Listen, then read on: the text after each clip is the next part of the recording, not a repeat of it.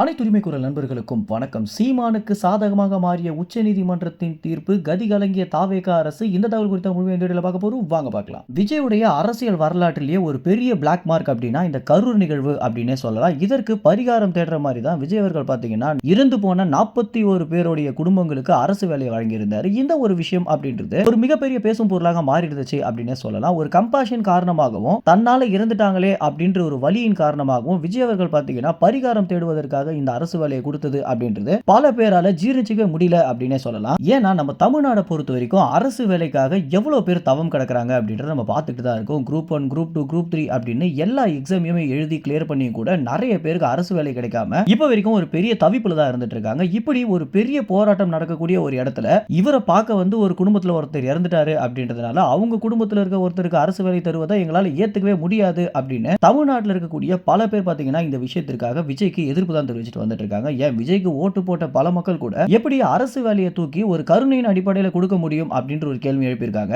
இந்த ஒரு விஷயத்தை விடவே கூடாது அப்படின்னு நாம் தமிழர் கட்சியின் தலைமை ஒருங்கிணைப்பாளரான சீமான் அவர்கள் பார்த்தீங்கன்னா எப்படியாவது இந்த விஷயத்தை மாற்றணும். ஏன்னா எவ்வளவு பேர் அரசு வேலைக்காக ராவும் பகலுமாக படிச்சுக்கிட்டு இருக்காங்க, எவ்வளவு பேர் வேலை இல்லாம திண்டாடிட்டு இருக்காங்க. இப்படி இருக்கும்போது இந்த ஒரு தனி மனுஷனை பார்க்க செத்து போயிட்டாங்க அப்படின்ற காரணத்தினால வேலையை கொடுக்கிறாரு அப்படின்னா இது ஒரு மிகப்பெரிய அதிகார துஷ்பிரயோகம் அப்படின்றதுல ஆரம்பிச்சு இந்த விஷயத்திற்காக தொடர்ச்சியாக நாம் தமிழர் கட்சியுடைய வழக்கறிஞர் பாசறை பார்த்தீங்கன்னா பல கேஸையும் ஃபைல் பண்ணிட்டு தான் வந்துட்டு இருக்காங்க. இப்படி இருக்கும்போது தான் இன்றைய தினம் பார்த்தீங்கன்னா மதுரையில் இருக்கக்கூடிய உச்சநீதிமன்றம் விஜய் அவர்கள் கொடுத்த அரசு பணியை ரத்து செஞ்சிருக்காங்க. அது மட்டும் இல்லாம இது குறித்து பல விசாரணைகள் போயிட்டு இருந்த நிலையில நாம் தமிழர் கட்சியுடைய வழக்கறிஞர்கள் தீவிரமாக இந்த ஒரு விஷயத்துல ஈடுபாடு காட்டி உச்சநீதிமன்ற தலைவல வெற்றி அடைஞ்சிருக்காங்க. இந்த ஒரு விஷயம் பார்த்தீங்கன்னா இன்றைய தினம் மிகப்பெரிய பேசும் பொருளாக மாறி இருக்கு. எல்லா ஊடகங்களிலுமே இந்த ஒரு விஷயம் தான் அதிகமாகவும் பேசப்பட்டு வந்துட்டு இருக்கு. சீமானவர்கள் போராடினாலே வெற்றி தான் அப்படின்றதுக்கு ஏற்றவாறு நாம் தமிழர் கட்சியில் பார்த்தீங்கன்னா எப்போதுமே களத்துல தான் இருக்காங்க அப்படின்ற ஒரு விஷயத்துக்கு இந்த ஒரு விஷயம் காட்டுது. உச்சநீதிமன்றம் எடுத்திருக்கக்கூடிய இந்த ஒரு முடிவு குறித்து என்ன நினைக்கிறீங்க அப்படின்னும், அது மட்டும் இல்லாம சீமானவர்களுக்கு கிடைத்திருக்கக்கூடிய இந்த ஒரு வெற்றியை நீங்க எப்படி பாக்குறீங்க? விஜய் அவர்களை தோக்கடிச்ச மாதிரி பாக்குறீங்களா, அல்லது